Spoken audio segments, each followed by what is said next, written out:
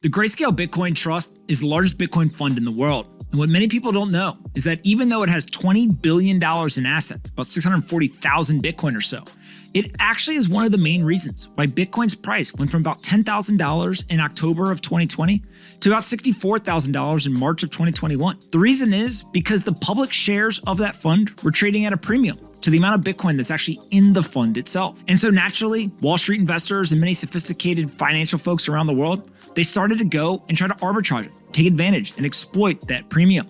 Well, so many people went ahead and actually were giving money to Grayscale in order to get that approximately 20% premium or so, that eventually the premium collapsed and now it's switched into a discount, which of course is a big problem if you're still holding the shares. So if we go ahead and we take a look here, the Bitcoin holdings of the Grayscale Bitcoin Trust skyrocketed from the second half of 2020 into the beginning of 2021.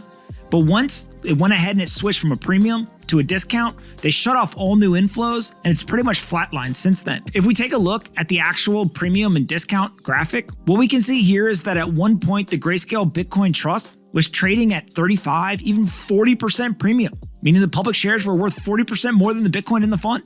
But now it's trading at a 30% discount, meaning that for every $1 of Bitcoin in the fund, the shares trade at 70 cents. Not a good idea. Now, of course, the Grayscale team, they don't want this to happen. They want to convert the Grayscale Bitcoin Trust into an ETF. And they've been lobbying the SEC via applications and conversation to go ahead and be the first to convert that $20 billion biggest Bitcoin fund in the world into an ETF. Now, the SEC has approved ETPs in the United States, but they're Bitcoin futures ETFs. They're not Bitcoin spot ETFs.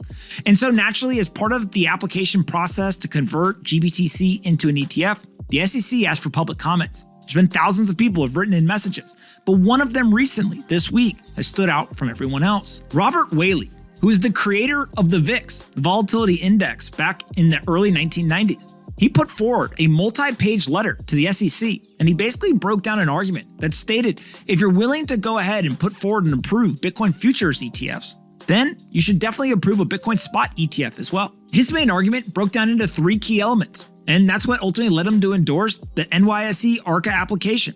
The first thing is that the index on which GBTC is priced on is virtually a perfect substitute for the index that underlies the return risk exposure for the futures-based ETF that the commission already approved. His second point is that the Bitcoin spot market is vastly deeper and more liquid than the Bitcoin futures market. And third, the product structure is much more transparent and well designed. Now, here's the deal. I don't know what's going to happen. And I know that the SEC and the administration there, they have concerns in the market and they haven't approved a spot ETF. I also know that Grayscale and many other applicants want to actually get the Bitcoin spot ETF into the market. One of the most compelling data points I think Grayscale put forward is that if the conversion occurs, it will unlock about $8 billion of economic value for GBTC holders. I hold both. I have obviously direct exposure to Bitcoin. I also have GBTC exposure in a retirement account. And if I take a look at those two assets, it's been better to hold the Bitcoin than GBTC. But what's very interesting to me is that right now, GBTC is still trading at a 30% discount to NAV. And so naturally, if somebody was to go in, buy the shares, and then wait till the conversion occurs, you would think that the share price would go back up to equal NAV. There's a reason why many people aren't doing this yet. Obviously, Wall Street and the financial markets are full of super sophisticated, intelligent people who are constantly looking at opportunities like this. And so it makes you think, if the smart money isn't going ahead and buying this asset, if they don't price in the fact that they think there's going to be conversion, maybe there won't be. But again, nobody has a crystal ball. And so naturally, this is going to be something to watch over the next couple of months. Grayscale and many other applicants, many other market participants will continue to lobby the SEC to try to go ahead and get the application approved, convert the largest Bitcoin fund in the world into a spot ETF. Will it happen? I'm not sure. Leave a comment on this video to let me know what you think, and I'll go in and I'll respond later. But one of the things that I do think is going to be very interesting is once they approve one, they'll have to approve many of them.